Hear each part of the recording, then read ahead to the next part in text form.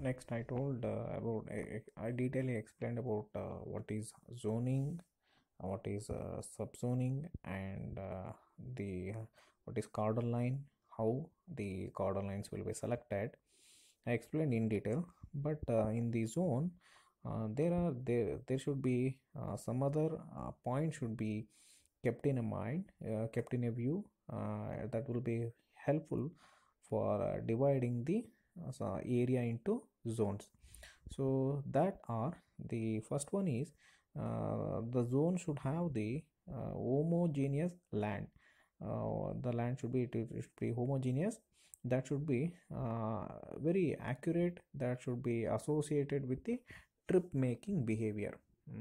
So whatever the accurate is there, that should be associated with the trip making behavior. That is the first point.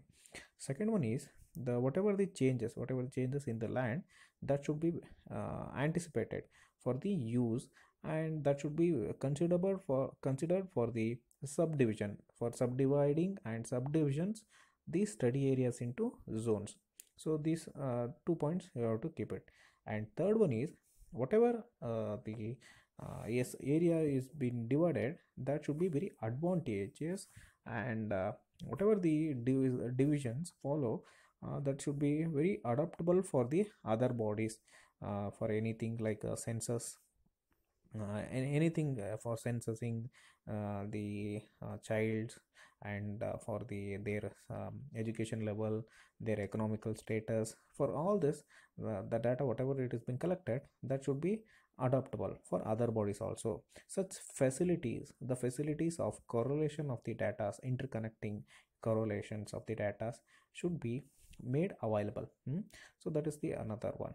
Next is the whatever the zones should not too large to cause a considerable error in the data. So at some stage, at some time, they may be they should not be too small either to cause any which has been a difficulty to analyze and to difficulty in handling the data. That should not be very too small or too large. So next is the another general guide.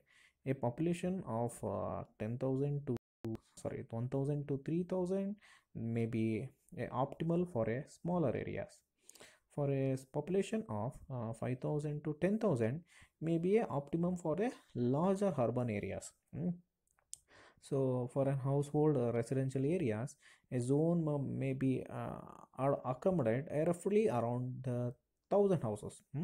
So that's about the general guidance you have to be kept for the for dividing the areas.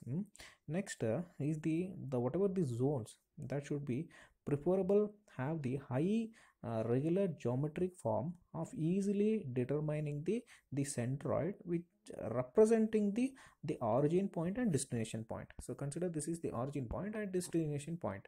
So these whatever these two are there, these two should be represent very clearly in each zone.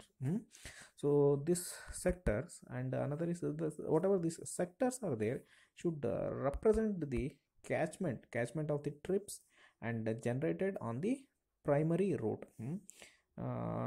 Zone should be very compatible with the screen lines as well as the cordon lines.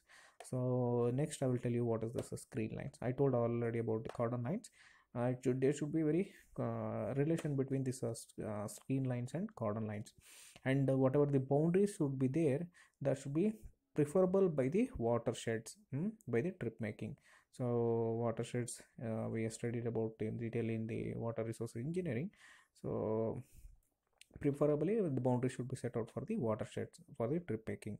So natural physical barriers such as the canals, rivers, that will be very frequent. So that should be convenient zones for the making the boundaries. So in addition to this, the external cordon lines, there may be a number of internal cordon lines arranged in the concentric rings like this. Okay, so whatever it is there, it may be concentric. So means I have only one center, concentric range that check the accuracy of the survey data. So all this should be kept in mind while while making the dividing the areas into zones into sectors into zones and sub zones. So all this should be keep it in mind while these are the key points while dividing the areas into zones.